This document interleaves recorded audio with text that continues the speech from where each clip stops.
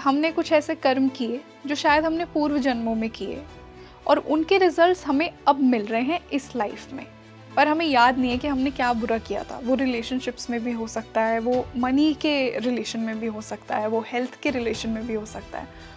तो उसमें होपोनोपोनो कैसे हेल्प करेगी वो कार्मिक क्लियरेंस में जो हमारे पूर्व जन्मों की है। जब ज्ञान नहीं था हाँ। तो पता ही नहीं था कहाँ से आ रहा है। अगर ज्ञान ही आपके पास आ गया, विजडम आपके पास आ गई, आपको सोर्स पता चल गया, या तो रहा है कहीं ना कहीं से तो आ रहा है, सफाइयाँ शुरू कर दीजिए।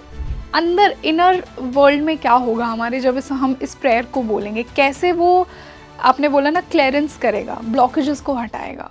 तो वो ब्लॉकेजेस हटेंगे कैसे इससे? हम हर के बारे में बात करते हैं। मान लीजिए हम रिलेशनशिप से पहले चालू करते हैं। क्या आपकी लाइफ में ऐसा कोई है जो आपको ट्रिगर करता है, पास्ट में या प्रेजेंट में?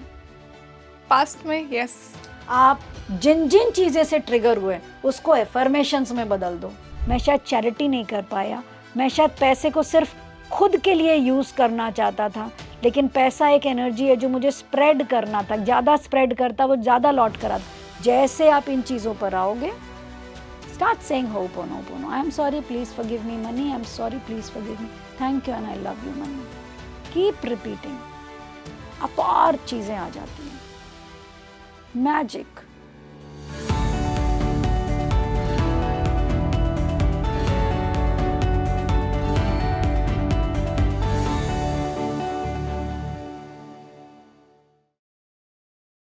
Hello and welcome back to India's best podcast speaking tree, और मैं हूँ आपके साथ Rangoli Sharma. I am sorry, please forgive me, thank you, I love you. ये जो 4 फ्रेजेस मैंने बोले, ये सिर्फ फ्रेजेस नहीं हैं, ये एक बहुत ही पावरफुल प्रेयर है जिसे कहा गया है होपोनोपोनो प्रेयर। और इस प्रेयर के बेनिफिट्स लाखों लोगों ने उठाए हैं।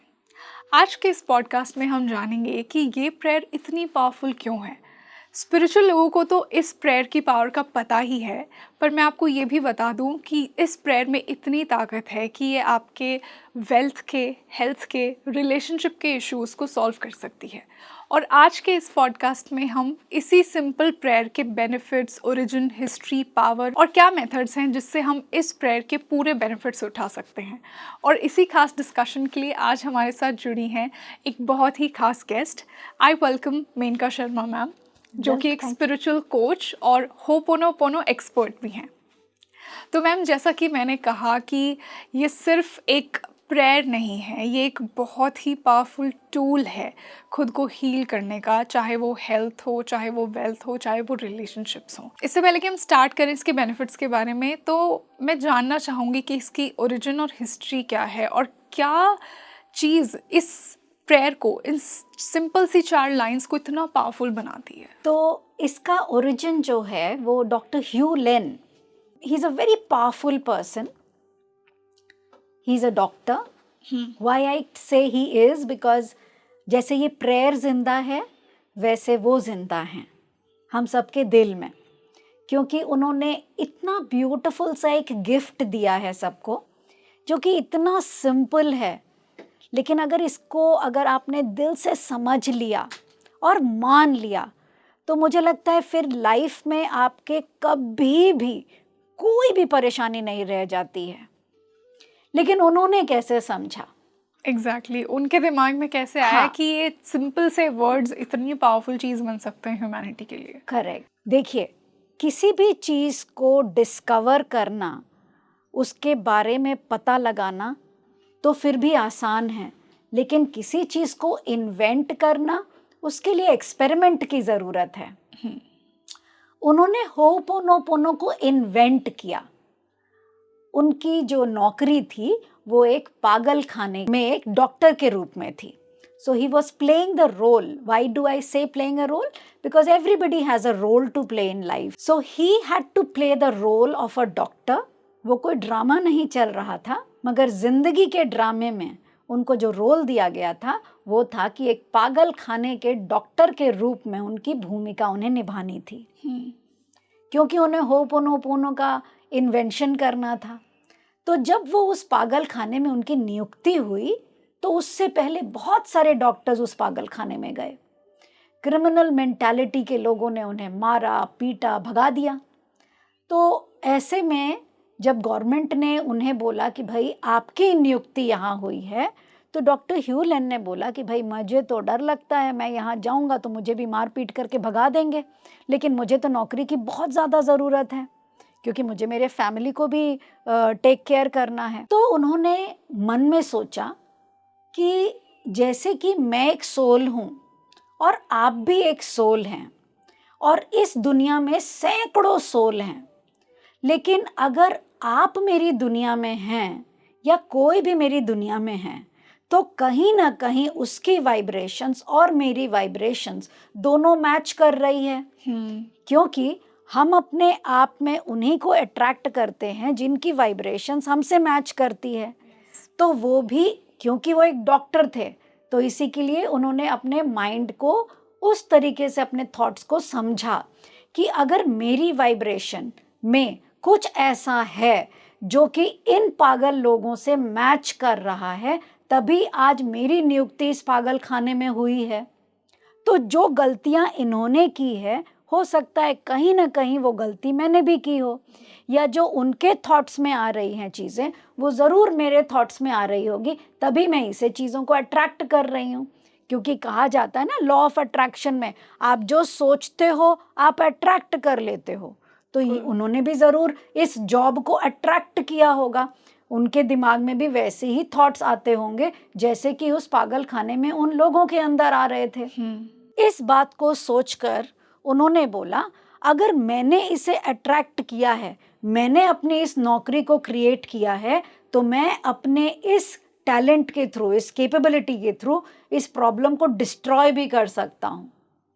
क्योंकि अब ये डॉक्टर ह्यू लेन की लाइन नहीं है, मेरी खुद की है, अहम ब्रह्मास्मि एंड शिव ही सत्य है। यानी you are the creator and you are the destroyer. अगर आप में क्षमता है किसी चीज को क्रिएट करने की, तो आप में ही वो क्षमता है उस चीज को डिस्ट्रॉय करने की। तो उन्होंने बोला कि अगर मुझे इस जगह नौकरी मिली है और मुझे इन्हीं लोगों को ठीक करना है, तो मैं वहाँ डायरेक्टली ना जाकर अगर सोल टू सोल बात करके इस चीज़ को ठीक कर सकूं तो ट्राई करता हूँ। तो वो एक एक्सपेरिमेंट किया उन्होंने वहाँ पर उन पागल लोगों के पास न जाकर उन्होंने उनकी फाइल्स अपने ऑफिस में मंगवाई और एक एक फाइल को रीड करने लगे। जैसे जैसे वो केस स्टडी को रीड करते जा रहे थे, जो भी प्रॉब्लम्स उस केस स्टडी में वो एनकाउंटर कर रहे थे, वो अपने आप को उससे रिलेट कर रहे थे। वो देख रहे थे कि जो प्रॉब्लम इसके साथ है, कहीं ऐसे ही थॉट्स मेरे अंदर तो नहीं, तो वो पा रहे थे कि वैसे थॉट्स उनके अंदर भी हैं। तो उन्होंने बोला, अगर ये थॉट्स उसके अंदर है और कहीं ना कहीं वो मेरे अंदर भी है, तो अगर मैं उसे ठीक करने के लिए पहले अपने थॉट्स को डिस्ट्रॉय कर दूं, मैं अपनी क्लेंजिंग कर दूं, अपने आप को हील कर दूं, तो देखता हूं कि उस पर क्या असर होता है। तो एक्सपेरिमेंट के तरीके से उन्होंने अपनी हर गलती जो उन्होंने उनके अंदर पाई, खुद से माफ़ी मांगनी शुरू कर दी। जैसे कि अगर आपने किसी के साथ बहुत बुरा किया हो, किसी का मर्डर किया हो, लेकिन अगर आपके अंदर गिल्ट है, अगर आपके अंदर क्षमा याचना मांगने की इच्छा है, लेकिन आप मांग नहीं पा रहे हो, लेकिन क्षमा ना मांग पाने की वजह से आज उस गिल्ट की वजह से आपको जेल हो गई है, लेकिन अब जेल के अंदर आपको रियलाइजेशन हुई है कि मैंने जो गलती की उसके लिए मैं माफ़ी मांग लूँ, सज़ा भले कम ना हो लेकिन दर्दनाक नहीं होगी। तो उन्होंने क्या किया, उन्होंने सॉरी बोलना शुरू किया, माफ़ी मांगना शुरू किया। किससे? यूनिवर्स से माफ़ी मांगना शुरू किया कि हे यूनिवर्स, जो गलतियां इसके अंदर है वो कहीं ना कहीं मुझ में भी है, तो मुझे उन गलतियों के लिए माफ़ कर दो। मैं तुमसे क्षमा याचना करता हूँ कि अगर मुझसे कोई भूल हुई है तो मुझे क्षमा कर दो, और मेरे प्रति अगर किसी ने भूल करी है, मुझसे किसी ने दुर्व्यवहार करा है, तो मैं उसे माफ़ करता हूँ।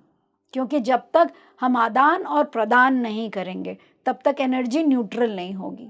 तो माफ़ भी कर दो और माफ़ी भी मांग लो, यानी सर झुका दो और हाथ उठा दो। हाथ उठाना मतलब थप्पड़ मारना नहीं, आशीष देना। यानी आप पहले तो अपना सर झुका दीजिए कि मैं सरेंडर करती हूँ कि मुझसे भूल हुई है। दूसरा, अगर किसी ने आप पर अत्याचार किया है तो उसे भी माफ कर दीजिए। इससे क्या होता है कि आपकी आदान और प्रदान लेजर जीरो पर आता है, न्यूट्रल। न्यूट्रल के बाद तो फिर सब कुछ ठीक है, फिर नया चैप्टर स्टार्ट हो जाता है। और जब नया चैप्टर स्टार्ट होता है तो आपको धन्यवाद देना चाहिए कि भाई अब हम लोग मित्र हैं, तो चलो अब धन्यवाद आपका कि आप हमारी ज़िंदगी में आए, आपने मुझे लेसन्स दिए जिसकी वजह से आपकी भी क्लीनिंग हो गई, मेरी भी क्लीनिंग हो गई। और अब जब सब कुछ क्लीन हो गया है तो भाई मैं तुमसे बहुत प्यार करता हूँ, आई लव यू, क्योंकि सर्वोपरि प्रेम है। तो जब आप प्रेम करते हैं किसी से, तो जब आपने नफरत की तो बदले में नफरत मिली, जब आपने हत्या की, किसी को गंदा बोला, तो बदले में आपके पास भी टॉर्चर आया। लेकिन अगर आपने प्रेम किया, किसी को प्यार दिया, तो बदले में क्या आएगा? फिजिक्स का formula, every action has an equal and opposite reaction, so when you give love you will get love. तो जब ये एक्सपेरिमेंट वो करने लगे, रोज़ वो ये बोलते थे, भाई मुझे माफ़ कर दो, ये गलती तो मुझसे भी हुई है, मुझे माफ़ कर दो, मुझे माफ़ कर दो, अगर मुझसे किसी ने कुछ गलत किया तो मैं भी उसे माफ़ करता हूँ। तो जैसे जैसे वो एक्सपेरिमेंट करते रहे, धीरे धीरे पता चलता रहा कि उनके अंदर की भी चीज़ें ठीक होने लग गई और दूसरे के अंदर भी वो ठीक होने लग गई। क्योंकि आपकी दुनिया एक भ्रम है, आप एक मिथ में रह रहे हैं। तभी कहते हैं ना, mythology, mythology is the study of myth. Ram, Sita, Lakshman, Arjun, Shri Krishna सब माइथोलॉजी के हिस्से हैं और उनकी कहानियों से हम शिक्षा लेते हैं। और इन मिथ यानी जो भी ये माइथोलॉजी के स्टोरीज में कैरेक्टर हैं, इनसे शिक्षा लेकर के हम क्या करते हैं? Learning the lesson to lead your life. So when you are taking the lessons of life from a mythological characters, similarly जब आप होपोनोपोनो करने लगते हैं तो उस मिथ से, उस असत्यता से, उस भ्रम से कि वो अलग है, वो अलग है, आप उस भ्रम को तोड़ देते हैं। क्योंकि वो भी अलग नहीं है, वो भी अलग नहीं है, वो सिर्फ तुम्हारा प्रतिबिंब है। तुम जो देख रहे हो वो है ही नहीं, वो है जो तुम हो। तो अगर तुम अपने आप को ठीक करोगे तो तुम्हारे इस पूरी दुनिया में जितने लोग तुम्हें दिखाई दे रहे हैं इर्द गिर्द से, वो अपने आप गायब हो जाएंगे। क्योंकि जैसे जैसे तुम अंदर बदलोगे, बाहर की तुम्हारी दुनिया अपने आप बदलने लग जाएगी। पागल खाने के लोग ठीक होने लग गए। और जब इस आश्चर्यचकित खबर न्यूज़पेपर्स में जाने लगे, लोग बाग इसके डिस्कशंस करने लगे, अरे डॉक्टर साहब तो पहुंचे ही नहीं लेकिन मरीज सारे ठीक हो गए, तो ये चर्चा में आ गया।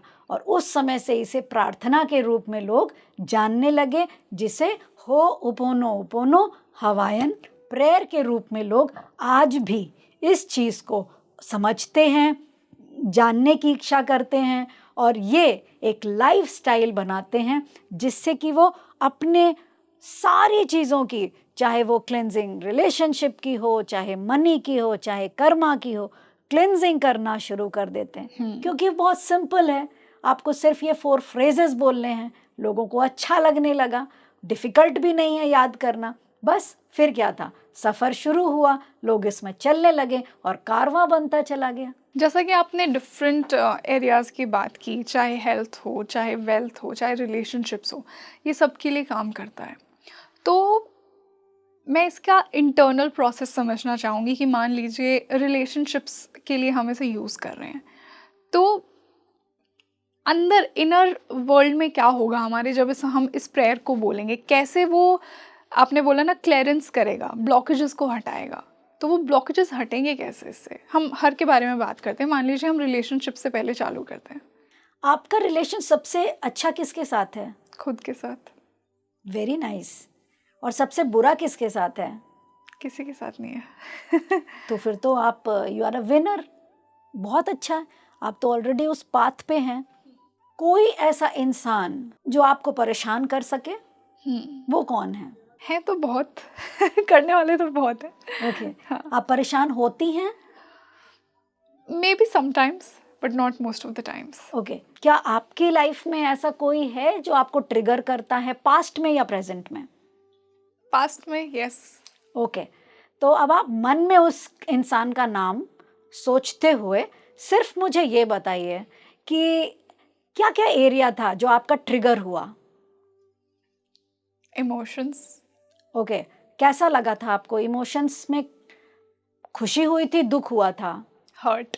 हर्ट हुआ था? Yeah. कैसा हर्ट था वो? डिसरिस्पेक्टफुल। डिसरिस्पेक्टफुल। या। ओके, ध्यान से एक एक चैप्टर्स को समझना, ठीक है? डिसरिस्पेक्टफुल। और क्या लगा था आपको? कहाँ कहाँ ठेस पहुंची थी आपके? Mistreatment. Mistreatment. Okay innocence hurt करना किसी की। ओके प्योरिटी को हर्ट करना। ओके। लॉयल्टी भी था क्या? या। ओके। घोस्टिंग थी? या। ओके। ये जितनी भी फीलिंग्स एंड इमोशंस आपके हर्ट हुए हैं, ठीक है, these are the life lessons of yours. जब कभी भी आपकी लाइफ में कोई भी कैरेक्टर आता है और वो आपको ट्रिगर करता है, तो आप क्या करती हैं? रोने लगती हैं, भागती हैं, चीखती हैं, चिल्लाती हैं, अब्यूज करती हैं, ताने देती हैं, कर्स करती हैं, बातें करती हैं, या डिप्रेशन में चली जाती हैं। यही होता है कॉमन ग्राउंड्स पे लोगों के साथ। मतलब नॉट एवरीथिंग, इनमें से सारी चीजें नहीं होती। मैं आपके बारे में नहीं, मैं कॉमनर्स के बारे में बोल रही हूँ।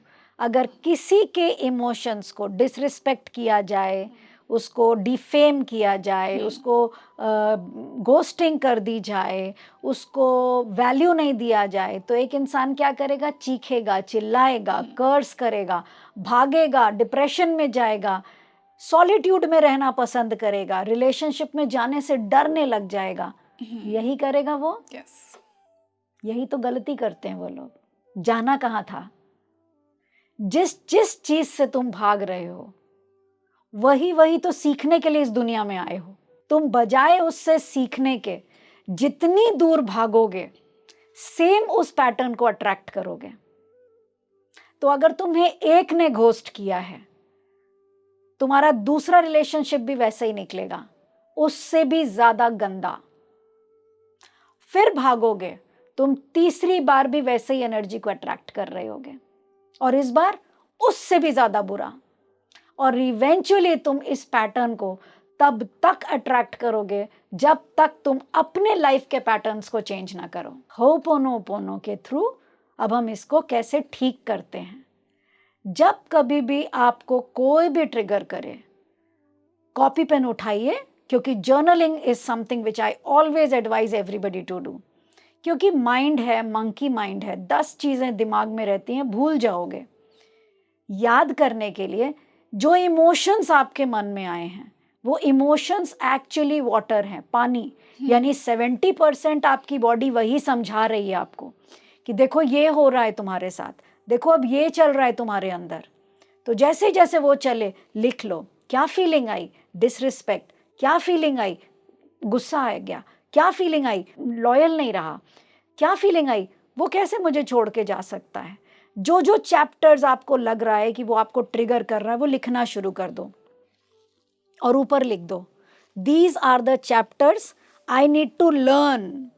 ये मुझे सीख लेना है, ताकि नेक्स्ट टाइम जब कोई इसी सेम सिचुएशन में एनकाउंटर करे, तो आप इमीडिएटली अवेयरनेस का बटन क्लिक करके बोलो, ये मुझे पता है क्या करने वाला है, और अब अगर ये ऐसा करेगा तो मुझे क्या करना है। तो जो नेक्स्ट वाइब्रेशंस या नेक्स्ट फ्रीक्वेंसी वैसे ही इंसान की आपके पास आएगी, क्योंकि आपने अपना अवेयरनेस का बटन क्लिक कर दिया है। वो बबल की तरह गायब हो जाएगा। पैटर्न आपको चेक करने के लिए जरूर आएंगे कि आपका स्टेज अप हुआ है कि नहीं, लेकिन जैसे ही वो सेकंड इंसान आपकी लाइफ में सेम रिपीटेड पैटर्न के साथ आएगा, और क्योंकि अब आपने तो समझ लिया, ओ ये तो वो आंसर है, क्वेश्चन नंबर 5 मैंने तो पढ़ लिया है इसको, इसका आंसर तो सी है, तो आपने इमीडिएटली उसको टिक किया, और जैसे ही टिक किया, he is gone. And then repeatedly आप जिन जिन चीजें से ट्रिगर हुए उसको एफर्मेशंस में बदल दो। जैसे आपको डिसरिस्पेक्ट किया है किसी ने, आपसे मैंने सबसे पहले क्या पूछा? आप सबसे ज्यादा किसको प्यार करती हैं? खुद को। तो आप बोलने लगे, आई रिस्पेक्ट माई सेल्फ। किसी ने घोस्टिंग कर दी, बोलना शुरू करो, I can never ghost my self. किसी ने आपको इंसल्ट किया है, बोलना स्टार्ट कर दो, I can never insult my self. जिस चीज में ट्रिगर है उसके आगे आई एम लगा दो एंड रिपीटेड पैटर्न में उसको बोलना स्टार्ट कर दो. The day you actually understand that you do not deserve to be in this class, आप खड़े होके बोल सकते हो this is not meant for me, I am meant for something more than this. Because who will know your worth more than you? आपकी value आपसे ज्यादा कौन जान सकता है? कोहिनूर हीरा है, लेकिन करोड़ों हीरो के बीच में कोहिनूर जानता है कि वो कोहिनूर है. आप नहीं जान पाएंगे, मैं नहीं जान पाऊंगी, लेकिन एक पारखी नजर जरूर जान पाएगी. तो जब आप अपने आप को डिजर्व करने लगेंगी तो जो आपको डिजर्व कर रहा होगा वो पारखी नजर आपको पकड़ लेगी. And then you are going to attract your real soulmate. इस चीज को करने के लिए होपोनोपोनो भी कैसे यूज करेंगे, मैंने आपको एफर्मेशंस में कन्वर्ट करने बोल दिया. अब इसी को हम होपोनोपोनो में कैसे करेंगे. एफर्मेशंस बोलते समय आपने अपनी ऑरा को बहुत एनलाइटन किया, बहुत अवेयरनेस क्रिएट की ऑरा में, but at the same time जिस इंसान ने आपको ट्रिगर किया है वो इंसान आपकी दुनिया में क्यों है? वो इंसान आपकी दुनिया में आप ही के बुलाने की वजह से है. You invited that person to learn these lessons. Thank you कौन बोलेगा उसे? क्योंकि जो आपके अंदर अवेयरनेस आई वो किसकी वजह से आई? उन्हीं की वजह से आई ना. तो अगर आप उसको धन्यवाद नहीं देंगे तो आगे कैसे बढ़ेंगे? लाइफ लेसन्स का मतलब ये होता है कि जिंदगी में जिस इंसान ने ठोकर मारी लेकिन उस ठोकर की वजह से आप बहुत आगे निकल गए, जैसे फुटबॉल किक मारो गोल हो जाता है, वैसे ही जब जिंदगी में आपको गोल किक पड़ती है और आप गोल की तरफ बढ़ जाती हैं तो जब आप गोल हो जाती हैं, जब आप जीत जाती हो, तालियों की गड़गड़ाहट से लोग आपको चीयर करते हैं, वाओ वाओ वाओ. लेकिन जब किक पड़ रही होती है चारों तरफ से, इधर से उधर से इधर से उधर, तब उस बॉल की क्या हालत होती है. लेकिन जब वो बॉल गोल के अंदर जाती है तो पूरा स्टेडियम खड़ा हो जाता है. तो जब वो किक पड़ रही होती है तो सबका धन्यवाद देते जाओ कि तुमने मुझे मारा, मैं उधर गई, तुमने मुझे मारा, मैं उधर गई. लेकिन लास्ट में तुम लोगों की मार की वजह से आज मैं जहां पर हूं मैं वहां पर हूं. सो यू हैव टू से thank you from the core of your heart. And it's not easy but it's not difficult also. So say thank you, say sorry to them, क्योंकि कहीं ना कहीं तो आपने भी उसको मारा होगा इस जन्म में या पास्ट लाइफ में. क्योंकि Karma is always repeated, it's the cycle. जो आज आपके साथ हो रहा है वो आपने इनवाइट किया, इसलिए इनवाइट किया क्योंकि उसको भी कहीं ना कहीं आपने हर्ट किया होगा. व्हाट इफ अगर ये फ्रेश कर्मा हो, किसी लाइफ में किया ही ना हो आपने उसको हर्ट? कर्मा फ्रेश आप बना सकती हैं, नो डाउट. लेकिन आपको कैसे पता कि ये फ्रेश कर्मा है? नहीं, मैं ये नहीं बोल रही कि फ्रेश है. व्हाट इफ अगर फ्रेश हो, दो केसेस हो सकते हैं. मान लीजिए फ्रेश है, अगर फ्रेश है या स्टेल है. अगर फ्रेश भी है तो यही करना है क्योंकि वो आपको तकलीफ दे रहा है फ्रेशनेस में भी. और अगर स्टेल भी है तब भी तकलीफ दे रहा है तो सॉरी तो तब भी बोलना पड़ेगा ना. क्योंकि आपने जब उसने धक्का मारा, दुख दिया, तो आपके अंदर इमोशंस नेगेटिव आए ना, पॉजिटिव तो आए नहीं. तो हर्ट कौन हुआ? नेगेटिव इमोशन से कितने billions and trillions of cells destroy हो गए ना. क्योंकि नेगेटिव इमोशंस जाते हैं तो सेल्स को तो डेड करते हैं. दुख होता है, सोच आपकी डार्कनेस में चली जाती है. थोड़े दिन के लिए आपको ऐसा लगता है मैं किसी चीज़ के लायक नहीं, रिलेशनशिप्स के लायक नहीं हूँ, आई डोंट थिंक सो. प्यार एग्जिस्ट भी करता है लाइफ में. तो जो नेगेटिव इमोशंस आपके अंदर आए हैं वो नेगेटिव इमोशंस ने किसके हेल्थ को खराब किया? आपके हेल्थ को खराब किया, आपको डिस्ट्रॉय किया, आपके इमोशंस को हर्ट किए. तो अगर आपने पास्ट में या प्रेजेंट में कुछ तो ऐसा किया होगा कि वो नेगेटिव इमोशंस आपके पास भेज रहा है. फिजिक्स का फॉर्मूला है, या तो फ्रेश होगा या पास्ट होगा, कुछ तो जरूर किया होगा. गलती सबसे होती है, किसी से कम किसी से ज्यादा, कुछ तो गलती जरूर हुई होगी. आई एम सॉरी फॉर दैट. जो भी गलती की थी आई एम सॉरी. लेकिन तुमने जो मुझे हर्ट किया मैं तुम्हें माफ करती हूँ. Why? Because I love myself. And thank you कि तुम मेरी लाइफ में आए क्योंकि मुझे मेरा सेल्फ वर्थ पता चला. मुझे पता चला कि मैं इतने खराब रिलेशंस के लायक नहीं हूँ. I deserve more.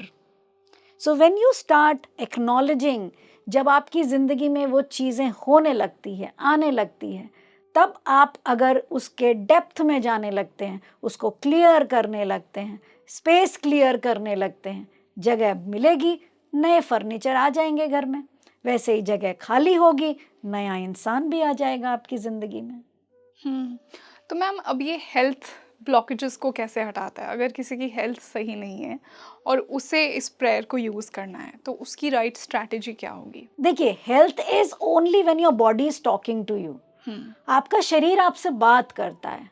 तो शरीर क्या है? शरीर तो हार्डवेयर है आपके सॉफ्टवेयर का, है ना? अंदर जो इमोशंस चल रहे होते हैं वो हार्डवेयर आपको बताता है, देखो यहाँ पर मैं कमज़ोर पड़ रहा हूँ तो यहाँ पे मैं रिफ्लेक्ट करूँगा।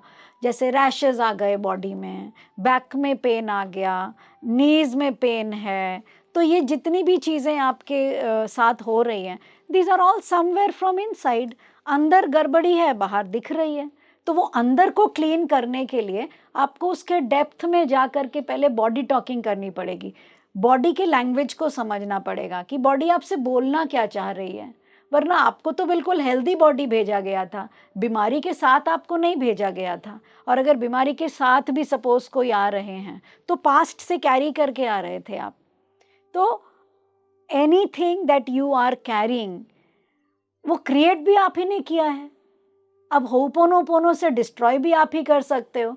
तो जब आपको पता चलने लग गया अचानक कि भाई मेरे अंदर कोई प्रॉब्लम आ रही है, मेरा शरीर यहाँ पर दर्द दे रहा है। एक बहुत नॉर्मल से एग्जाम्पल बताती हूँ, मेरे बैक में बहुत पेन था, मैं बैठ नहीं पाती थी।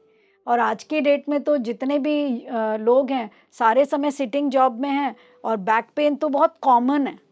मतलब आप देखेंगे कि 80% लोग बोलेंगे बैक में दर्द हो रहा है, बैक में दर्द हो रहा है।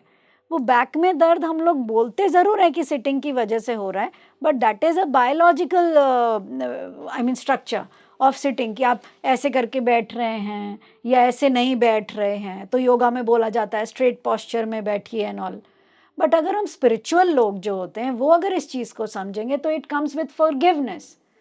अगर आपने किसी को माफ़ नहीं किया है ज़िंदगी में, किसी के बारे में ग्रजेस लेकर के बैठे हैं, आपको लग रहा है आपने माफ़ कर दिया, यू हैव मूव्ड ऑन, लेकिन कहीं ना कहीं स्टोर करके रखा हुआ है, तो स्टोर्ड चीज़ें हमेशा बदबू देगी और आपको वहाँ से फिर कुछ ना कुछ तो आपको insects and bacterias and viruses and कीड़े मकोड़े पैदा होंगे ही होंगे, क्योंकि वो स्टक है।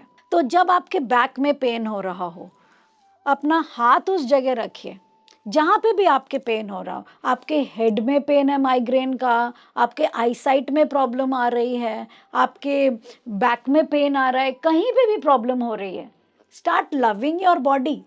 एक्सपेरिमेंट में बोला जाता है ना, 2 पौधे उगाओ, एक को हमेशा बोलो बहुत गंदा है, बेकार है, एकदम इसके पत्ते कितने सड़े हुए से लग रहे हैं, गिर जाएंगे ये तो, कितने डिके लग रहा है इसका लीव्स, हटाओ इसको, कितना गंदा लग रहा है ये। और एक पौधे को रोज जाते समय I love you, I truly love you, you are the best thing in my house. आप उसको रोज़ प्यार करके जाइए, आपको फ़र्क महसूस होने लगेगा। जिसे आप रोज़ गंदा गंदा गंदा बोल रही हैं, वो पौधा ना धीरे धीरे धीरे मुरझाने लगेगा, लेकिन जिसे आप रोज़ प्यार दे रही हैं वो खिलने लगेगा।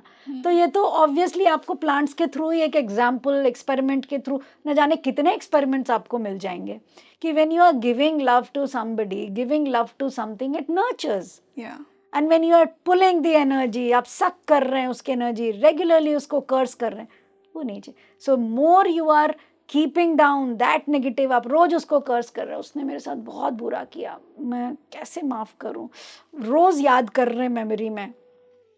दुख किसको पहुंचा रहे हैं? अपनी बॉडी को, क्योंकि कर्स तो आप ही के अंदर है ना। तो you have to sit down and from the core understand, वो दुख देने नहीं आया था, वो आपको आगे बढ़ाने आया था। बिकॉज अगर वो आपकी इंसल्ट नहीं करता तो आपको कोई और इंसल्ट कर देता। अगर आप इस इंसल्ट से नहीं सुधरे हो, नहीं समझे हो, अगर आपका क्राइटेरियाज क्लियर नहीं है, क्लैरिटी नहीं है कि आपको चाहिए क्या, 95 पीपल दे डोंट नो उनको चाहिए क्या, क्लैरिटी नहीं है, वो बस एक अट्रैक्शन है, कुछ दिखा, कुछ पसंद आया, अट्रैक्ट हो गए, क्लैरिटी लिस्ट है नहीं। और क्लैरिटी लिस्ट बनाने के लिए मैं किसी को बोलती हूँ तो वो लिस्ट बनाने लगते हैं, रोज़ एक एक चीज़ ऐड करते रहते हैं। अरे नहीं नहीं मैम, इसमें मुझे ना ये भी चाहिए, नहीं नहीं मैम मुझे इसमें ये भी चाहिए। अब ग्रीड का तो कोई अंत नहीं, आप भरते रहो, ग्रीड में तो लिस्ट लंबी होती जाएगी। अमेजोन पैकेट वाला आया, एड्रेस पर आया, बेल बजाने लगा, अंदर से बोला नहीं नहीं नहीं नहीं ये वाला पैकेट नहीं, इसमें थोड़ा सा मुझे पिंक शेड चाहिए था। फिर वापस चला गया, पिंक वाला ना ना ना ना ना ना ना इसमें थोड़ा सा रोस्की का काम भी चाहिए था। फिर वो वापस चला गया, नहीं नहीं नहीं इसमें थोड़ा सा ब्लैक कलर का हल्का सा लाइन होता तो और। अब वो बेचारा जा रहा है आ रहा है जा रहा है आ रहा है, क्योंकि आपकी तो क्लैरिटी लिस्ट ही नहीं है आपको चाहिए क्या लाइफ में। When you have clarity in life कि आपको लाइफ में चाहिए क्या, be firm, be stagnant over there only, be मैंने एकदम विल पावर के साथ आप वहाँ पे रुक जाइए, हमको यही चाहिए।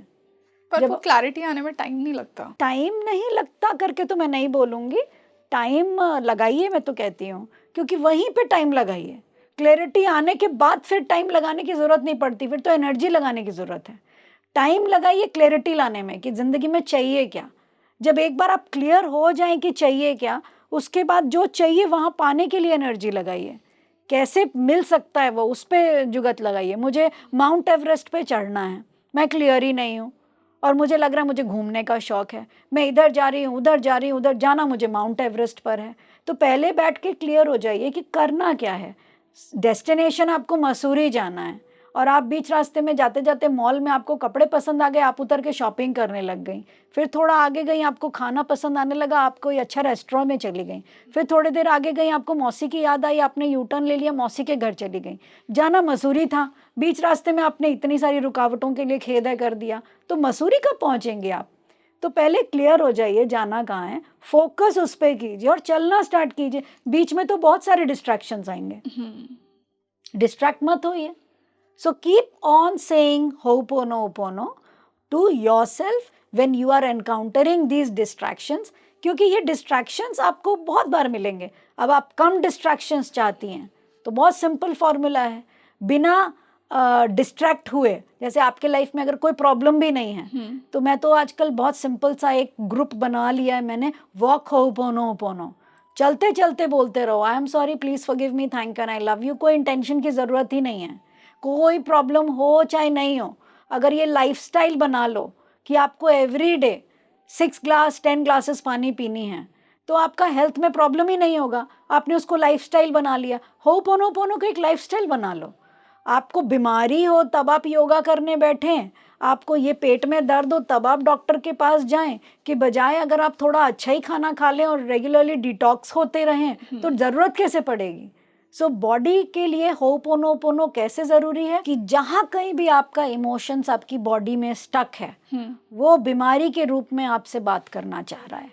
तो जो भी बीमारी आपके बॉडी आपको बता रही है, उस बीमारी का जो रूट कॉज है वो पहचानने की कोशिश कीजिए कि कौन सा ट्रॉमा, कौन सा इमोशंस आपकी बॉडी में स्टक है, क्योंकि हर स्टक इमोशन कोई बीमारी फॉर्म कर रहा है हर एक की बॉडी में, और वही बीमारी से आप एनकाउंटर कर रहे हैं, वही बीमारी आपके बॉडी में है because of your stuck emotions. It's as simple as that.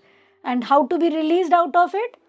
Very simple, just keep saying sorry to that emotions. उससे आप माफ़ी मांगते रहिए, I am sorry, please forgive me, thank you and I love you. There are various ways of saying so. आप मन में बोल सकते हैं, विस्परिंग तरीके से बोल सकते हैं, आप लिख के जर्नलिंग कर सकते हैं, मेडिटेशन के थ्रू बोल सकते हैं, सॉन्ग के थ्रू बोल सकते हैं, गाना गा के बोल सकते हैं। आप उसको लूप में बोल करके रख दीजिए, मोबाइल फ़ोन को ऑन कीजिए, वो लूप चलता रहेगा। So there are various ways that I have already written. आप किसी भी एक वे को पकड़ लीजिए। आपको ट्रेन करना है योर सबकॉन्शियस माइंड। जैसे what I do is, early in the morning when you wake up, सबसे पहले आप अगर उठ रहे हैं सुबह के समय, आपका बॉडी का वेट कौन सहता है? माँ धरती माँ। तो सबसे ज़्यादा आपको जो सपोर्ट करते हैं इस पूरे पृथ्वी में वो तो माँ है, धरती माँ आपको सपोर्ट करती है। टच करके एक बार उनको थैंक यू बोल दीजिए। अब आप कभी गिरेंगे नहीं, आपका एक्सीडेंट होने वाला होगा तो आपको धरती माँ बचा देंगी। आपको सपोर्ट सिस्टम, रीढ़ की हड्डी, what is that backbone doing, आपको लाइफ में सपोर्ट मिल रहा है ना। So the earth is giving you the most माने ब्रिलियंट सपोर्ट सिस्टम। एक बार आपने उनको मॉर्निंग में टच करना है, Thank you, Ma. That's it. It's that simple. I love you. And thank you, I am sorry, please forgive me. This should be a ritual. आप किसी के पास से गुजर रहे हैं, टच भी कर गया, आई am sorry. Forgiveness big chapter, वो जल्दी से कोई कर नहीं पाता है, because forgiveness means surrender. Surrender कर पाना टफ वर्क. रोज कोई ट्रिगर कर रहा हो और आप उसको बार बार बोले जाओ मैं तुम्हें माफ करता हूँ, जाओ मैं तुम्हें माफ करता हूँ, अंदर आवाज आएगी तुम बुजदिल हो क्या जो तुम उसको माफ कर रहे हो, वो तुम्हें मारे जा रहा है और तुम हो कि माफ कर रहा हूं. उठाओ हाथ और लगाओ 2 चाटे. व्हाट इज बेटर, लगाओ 2 चाटे या move out of that space? Move out. It's that simple. You know the answer. But do we follow that? It's hard to follow. It's hard to follow because of our egos. Yeah. Egos are all negative. Virtues are all positive. आप में जो जो ego है उसी को खत्म करना है और जो जो वर्च्यूज है जो सही होना चाहिए उसी को उजागर करना है. मैम वेल्थ के लिए कैसे ये बेनिफिशियल होगी? अगर वेल्थ के लिए हमें होपोनोपोनो का यूज़ करना है तो राइट स्ट्रैटेजी क्या होगी और कैसे ये हमारे वेल्थ के ब्लॉकेजेस को हटाएगी? इतना तो सब समझ ही गए होंगे कि हम टाइम ट्रैवल करके आए हैं. ऐसा नहीं है कि हम इसी जन्म में ही फर्स्ट एकदम अभी हमारा सोल नया पैदा हुआ है. Okay, we have come from ages. हम पता नहीं कौन से यूनिवर्स से आए हैं, हम कौन से ईयर्स से हम आए हैं और ये हमारा कौन सा ईयर है, कौन सा बर्थ टाइम है, किसी को नहीं पता. ठीक है, जब हम बिल्कुल पास्ट में जाते हैं, व्हेन एकदम जुवेनाइल स्टेज में परमात्मा ने इस अर्थ पे सोल्स को भेजे थे, उस समय तो अबंडेंस के साथ उनको भेजा गया था ना. तुम परिपूर्ण हो, तुम संपूर्ण हो, तुम्हारे पास ज्ञान भी है, तुम्हारे पास अबंडेंस भी है, तुमको विश फुलफिलमेंट के लिए तुम जो बोलोगे तुम्हें मिलेगा. तो उस समय हम लोगों के पास लॉजिकल ब्रेन्स नहीं था. हम लोग इस दुनिया में भेजे गए थे कि तुम लोगों को हम यहाँ भेज रहे हैं कि तुम लोग इंजॉय करो, क्रिएट करो, प्यारी सी एक दुनिया बनाओ. उस समय हमारे ऊपर कोई रिस्ट्रिक्शंस नहीं थी कि मिस्टर ए आप इतना ही काम कर सकते हैं, मिस्टर बी आप यही काम कर सकते हैं, मिस्टर सी आप में कोई क्षमता नहीं है, आप सिर्फ बैठे रहिए. ऐसा कुछ नहीं था.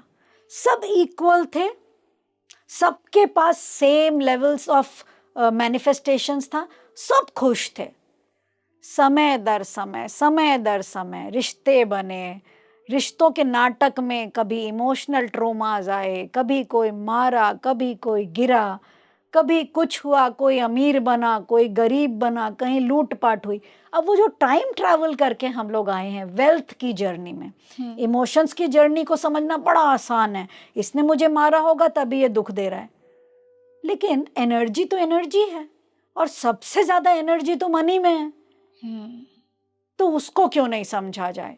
तो the energy of money is the most powerful energy, क्योंकि उसकी एनर्जी सबसे ज्यादा दिखती भी है. एनर्जी तो सबसे ज्यादा पैसे की एनर्जी दिखती है ना. आप तेज दौड़ रहे हो, एनर्जी क्रिएट हो रही है, लेकिन आप एक लिमोजीन से उतर रहे हो, एक झलक में ही एनर्जी दिख जाती है. तो जो एनर्जी आपने टाइम्स ट्रैवल करके बर्बाद की होगी युगों युगों से, उसको क्लियर कौन करेगा? वो भी तो आप ही ने क्रिएट की ना. बिल्कुल. तो अगर कोई अमीर है और कोई गरीब है तो किसने चूज किया? आपने चूज किया. It was your choice to be poor. अगर आपने चूज किया होता कि नहीं मैं अच्छे से रहूंगी, मैं बहुत लैविश लिविंग रहूंगी, मुझे पैसे की कभी कोई कमी नहीं होगी, मैं पर्याप्त हूँ, सफिशिएंट हूँ, तो सबकॉन्शियस माइंड तो सिर्फ तथास्तु बोलता है. लेकिन आपने ट्रेनिंग नहीं दी. आपने बोला यार मेरे पास पैसे नहीं हैं, क्या करूं, इतनी मेहनत करती हूँ, स्टक हूँ, पैसे आते हैं खर्च हो जाते हैं, पता ही नहीं चलता कब पूरा होगा ये सपना.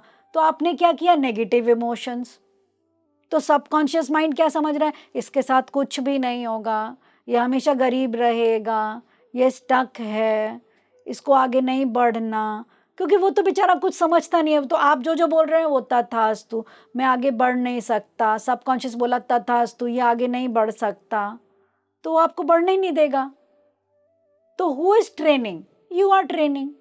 तो जो गलतियां करके आप यहाँ तक आए हो उसकी क्लीनिंग कौन करेगा? आपने किसी खुद। के पैसे मारे होंगे, नहीं दिए होंगे पैसे, आपने पैसों की इज्जत नहीं की होगी आपने। जैसे रिस्पेक्ट की बात आई है, जो चैप्टर आपको पढ़ने के लिए समझाया जा रहा है वो समझाया किसी व्यक्ति के द्वारा है, मगर समझना आपको सारी एनर्जीज में है। ये नहीं कि आपको अब रिस्पेक्ट, आपको किसी ने रिस्पेक्ट नहीं दी तो 100% अब आपको ध्यान रखना है कि आप दूसरों की रिस्पेक्ट कर रही हैं। अगर आप दूसरों की रिस्पेक्ट नहीं कर रही हैं, कोई आपकी रिस्पेक्ट क्यों करेगा? अब अलर्ट हो जाइए कि नहीं, कहीं ना कहीं मैं दूसरों की रिस्पेक्ट नहीं करती हूँ। जब आप दूसरों की रिस्पेक्ट करना शुरू कर देंगी, ऑटोमेटिकली दूसरे इन द सेंस मनी भी आपकी रिस्पेक्ट करना शुरू कर देगा। If you are not focused, if you are not respecting, 2000% money is not going to respect you. Money बोलेगा नहीं, मैं नहीं जा रहा इसके पास, इसको रिस्पेक्ट करना आता ही नहीं है। तो जो आपकी लाइफ में इंसान के रूप में आ रहा है वो सिर्फ आपको एक लेसन का ट्रिगर देने आ रहा है। लेसन जो सिखाने आ रहा है वो तीनों जगह यूज कीजिए, रिलेशनशिप, मनी एंड हेल्थ। आपने अपनी बॉडी की रिस्पेक्ट नहीं की होगी, बीमार पड़ गए, रिस्पेक्ट करना सीखो। तुमको मिला है ये घर जिसके अंदर तुम्हारी स्पिरिट रहती है, तुम इसकी रिस्पेक्ट नहीं करोगे तो ये तो खराब हो गई ना। चीजें जो दी है थैंक यू बोलते हो, रोज सुबह उठ करके अपना हाथ पकड़ के खुद को बोलते हो आई love you, I love you, I love you so much. नहीं, आपको दूसरे के मुंह से सुनना बड़ा पसंद है, कोई मुझे आई लव यू बोले। क्यों? आप खुद को क्यों नहीं बोल सकते? Why do you need validation? क्यों आपको इच्छा है कि कोई आपको बोले कि आई लव यू तभी आप प्रेम पात्र हैं? अगर आप खुद को ही आई लव यू बोलने लग जाओगे तो सारी दुनिया आपको आई लव यू बोलेगी। स्वीकार तो करो आप जैसे हो, कहाँ करते हो? खुद को ही नहीं स्वीकार करते हो, दूसरा क्यों आपको स्वीकार करेगा? सो wealth is a symphony of life. आप जिंदगी में जिस तरीके के इंसान हैं, पैसा उतना ही आपके पास है। The day you start respecting, जो आपने गलतियां बताई, आप वो गलतियों को हटा दो। मैं तो बड़ा एक सवाल पूछती हूँ सभी से, आपसे भी पूछ लेती हूँ। काम डाउन एंड रिलैक्स, एकदम अपने में आ जाइए पहले। अपने में आने का मतलब है 70% अपने इमोशंस को टैप कीजिए। चलिए, टैप करने के लिए थाइमस ग्लैंड्स को टैप कर लीजिए।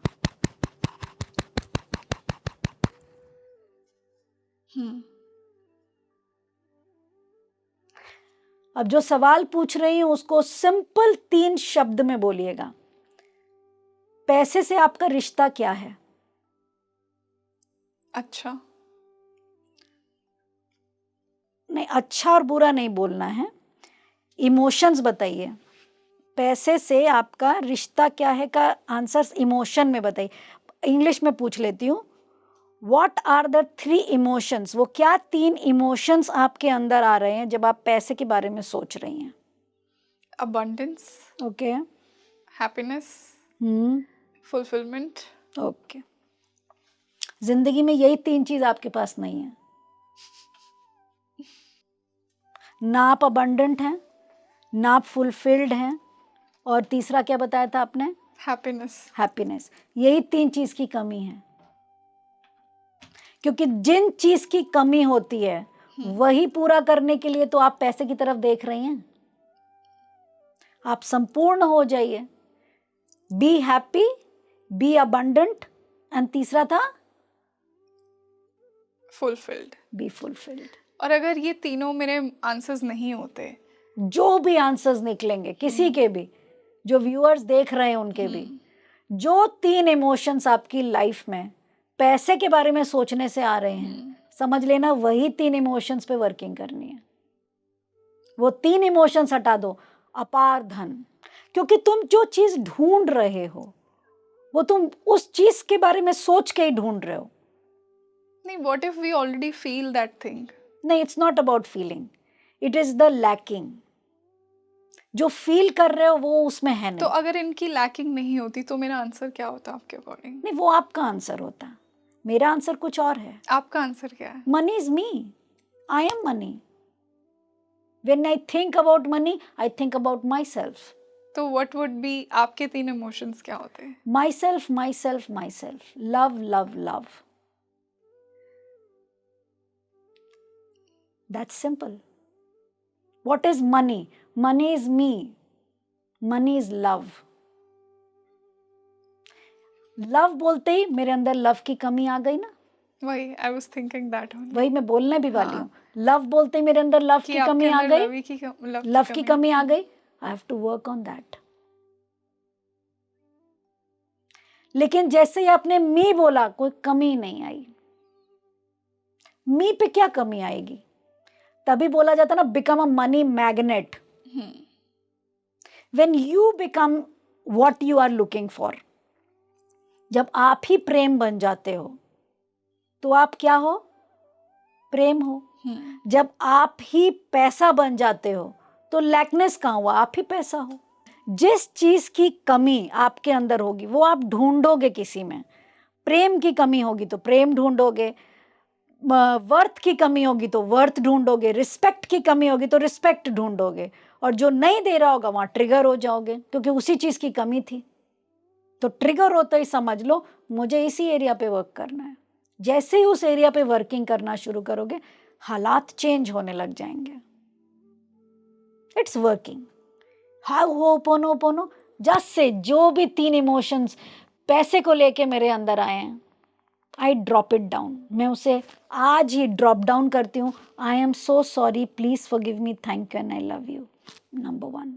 नंबर 2, जहां कहीं भी पैसे मैंने बर्बाद किए, उसकी इज्जत नहीं की, उसको सलीके से नहीं रखा, यूज नहीं किया, उसको मैंने कभी तवज्जो नहीं दिया, मुझे लगा कि अगर मेरे पास ज़्यादा पैसे आएंगे तो शायद मैं अपनों से दूर हो जाऊंगा, मैं शायद बहुत कंजूस था, मुझे लगा कि मैं रोक दूं पैसे को, किसी को ना दूं, मैं शायद चैरिटी नहीं कर पाया, मैं शायद पैसे को सिर्फ खुद के लिए यूज़ करना चाहता था। लेकिन पैसा एक एनर्जी है जो मुझे स्प्रेड करना था, ज़्यादा स्प्रेड करता वो ज़्यादा लौट कर आता। जैसे आप इन चीज़ों पर आओगे, start saying ho'oponopono. I am sorry, please forgive me money. I am sorry, please forgive me. Thank you and I love you money. Keep repeating. अपार चीजें आ जाती हैं।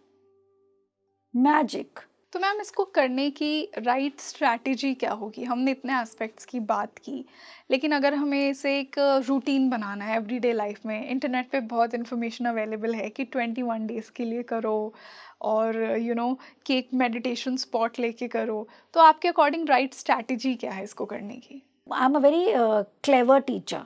Clever. I am a very clever teacher, just like a mother. जैसे माँ को बच्चे को train करना आता है ना कि अच्छा जल्दी से खाना खा लो, पता है फिर उसके बाद ना मैं तुम्हें ये दूंगी। So I am a very clever teacher. Actually मुझे इसको स्ट्रैटेजी नहीं, लाइफस्टाइल बनाना है लोगों का। तो लाइफस्टाइल तभी बनेगा जब आप वो काम सबकॉन्शियसली करोगे, यानी आपको एफर्ट्स नहीं करने पड़ेंगे। तो इसके लिए मुझे 66 डेज तक सबको ये सिखाना होगा कि होपोनोपोनो करो, क्योंकि 66 डेज में आप किसी भी चीज़ को हैबिट बना लेते हो। तो ये जो 21 डेज है, सेपरेट स्पेस में बैठना है, मैं इसको स्ट्रैटेजीज मानती हूँ। आप स्ट्रैटेजिकली लोगों को ये बोलिए इतने दिन करो तो तुमको रिजल्ट मिलेगा, इतने दिन करो, लेकिन एक्चुअली में ये वर्क तब करेगा और हमेशा करता रहेगा अगर आप हमेशा इसको बोलते रहें।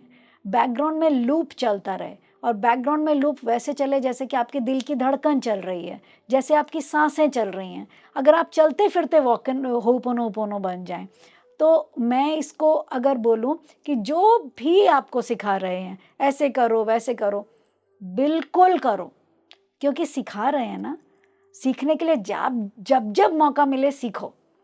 सीखने की कोई उम्र नहीं, और सिखाने वाले अगर आपको कुछ सिखाना चाहते हैं तो जितना मिले उतना कम। सुबह उठो, धरती माँ को छुओ, खुद को छू लो प्रणाम के फॉर्मेट में, खुद से बोल दो कि मेरे से जो भी गलती हुई थी, कल, परसों, नरसों, 3 महीने पहले, 6 महीने पहले, जो भी गलती हुई थी इस जन्म में, पूर्व जन्मों में, मैं सच्चे दिल से बिना उन गलतियों को जाने याद किए मैं माफ़ी मांग रही हूँ यूनिवर्स, मुझे माफ़ कर दो। जिन जिन लोगों ने मेरे साथ गलत किया था, जो मुझे याद नहीं, मैं उन सबको माफ़ करती हूँ, क्योंकि मैं नहीं चाहती दोबारा से वो मुझे कोई कष्ट दें। तो मैं उन्हें आज़ाद करती हूँ ताकि मैं खुद को आज़ाद कर सकूँ। मैं खुद को बहुत प्यार करती हूँ यूनिवर्स, तो मुझे और तकलीफ मत दो। और तुम्हारा बहुत बहुत धन्यवाद कि तुमने इतनी प्यारी जिंदगी दी कि मैं होपोनोपोनो के थ्रू इतनी सरलता के साथ अपने सारे कर्मों को काट सकता हूँ, मिटा सकता हूँ। तो बहुत बहुत धन्यवाद। मैं खुद को बहुत प्यार करता हूँ यूनिवर्स, और तुम्हारे को तो मैं उतना ही प्यार करता हूँ जितना मैं खुद को प्यार करता हूँ। बस इस सरलता के साथ 2 मिनट सुबह, 2 मिनट रात को बोल के सो जाइए। Simple, it's that simple. मतलब make it a lifestyle. Yes, if you want to be permanently happy. सिर्फ 21 दिन तक खुश रहना चाहते हैं तो 22वां दिन आते ही जोर से थप्पड़ मारिए, बोलिए आई हेट यू, वापस से वहीं पे पहुंच जाएंगे जीरो पे। Continuity will give you continuous happiness ना। तो उसके लिए नंबर ऑफ डेज थोड़ी जरूरी होते हैं, वो तो हैबिट मसल मेकिंग हो रहा है। अगर आपको अच्छा बनना है तो आपको मसल मेकिंग करना पड़ेगा ना। तो पहले हैबिट्स में डालने के लिए 21 डेज, फिर 42 डेज, फिर 66 डेज। तो मसल बनाने का काम चल रहा है। मसल बन गया, उसके बाद आपको कोई नहीं हटा मैंने पीछे कर सकता है। You are a winner.